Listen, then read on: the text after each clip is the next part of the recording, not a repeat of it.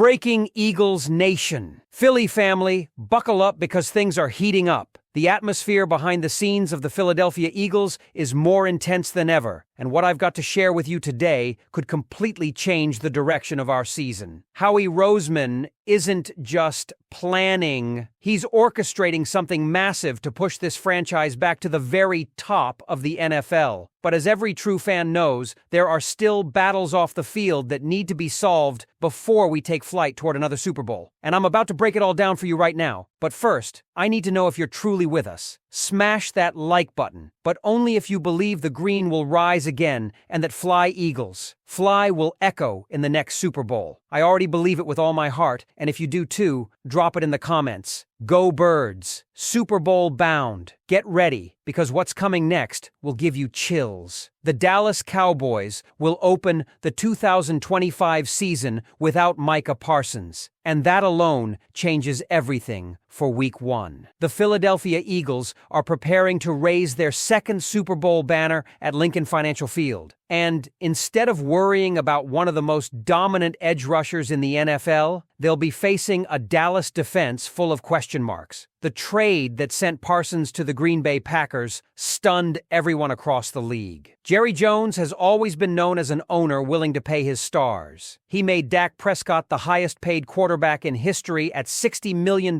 per year and handed CeeDee Lamb a record-setting deal at wide receiver. That's why most expected Parsons to be next in line. But with tension growing between Micah, his agent David Mulugheta, and Jones, the Cowboys owner decided to pull the plug. He wasn't willing to be held hostage heading into a season opener against Philadelphia, and instead chose to hit the reset button. The return wasn't insignificant. Kenny Clark, a 29-year-old run-stuffer plus 2 first-round picks. But for Dallas fans, this feels like déjà vu. The Herschel Walker trade in the early 90s set the foundation for a dynasty. Could Jones be thinking the same way now, with his eyes on the 2026 or 2027 quarterback draft classes and possibly packaging picks to chase Arch Manning or another young star? The problem is, the Cowboys' roster today looks nowhere near ready to compete. Their defense has major holes, with Clark as the lone proven presence and uncertainty around players like DeMarvion Overshown and a banged-up Trevon Diggs. For the Eagles, this is a gift. No Parsons in Week 1, and no Parsons for the foreseeable future in the NFC East. But this move also affects Philadelphia later in the season. Coming off their bye, the Eagles will head to Lambeau Field and face the new-look Packers with Parsons now wreaking havoc in green and gold. Green Bay hasn't had an elite edge rusher since the days of Clay Matthews and Julius Peppers, and giving Parsons $188 million guaranteed, $47 million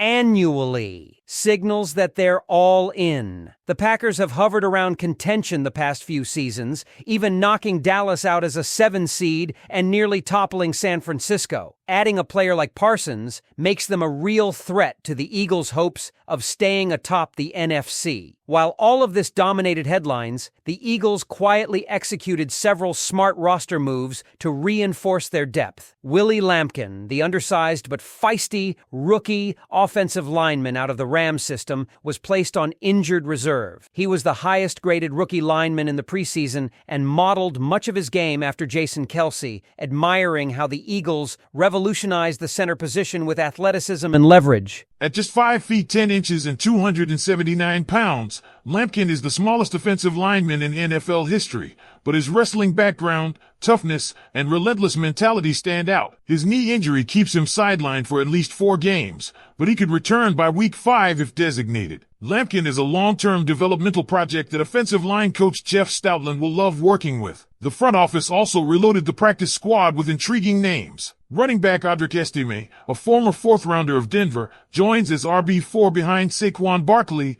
Will Shipley, and A.J. Dillon. Cornerback Ambry Thomas, a 3rd-round pick out of Michigan who had ups and downs with San Francisco, also comes aboard. Thomas has battled inconsistency and injuries but brings real starting experience. Wide receiver Javon Baker, drafted in the 4th round by New England after a standout career at Alabama and UCF, is another addition. He was released in the Patriots regime change, but his size and deep ball ability make him a developmental receiver worth stashing. The Eagles also solved their punt returner problem by bringing back Britton Covey, who ranked third in the NFL in 2023 with 14.4 yards per return, trailing only Marvin Mims and Darius Davis. With options like Jahan Dotson and Cooper DeJean deemed too valuable or inexperienced for the role, Covey provides a proven solution. And then there's Marcus Epps, a familiar face who started in Super Bowl 57 before leaving for Las Vegas. After tearing his ACL and bouncing briefly to New England, he now returns to Philadelphia as a steady veteran in a safety group that's been thinned by Andrew Mukuba's hamstring injury. His experience makes him an ideal plug-and-play depth piece. All of these moves might seem small on the surface, but they're exactly the type of calculated depth decisions that separate the Eagles from franchises like Dallas. While the Cowboys are hitting the reset button and hoping future draft picks can save them,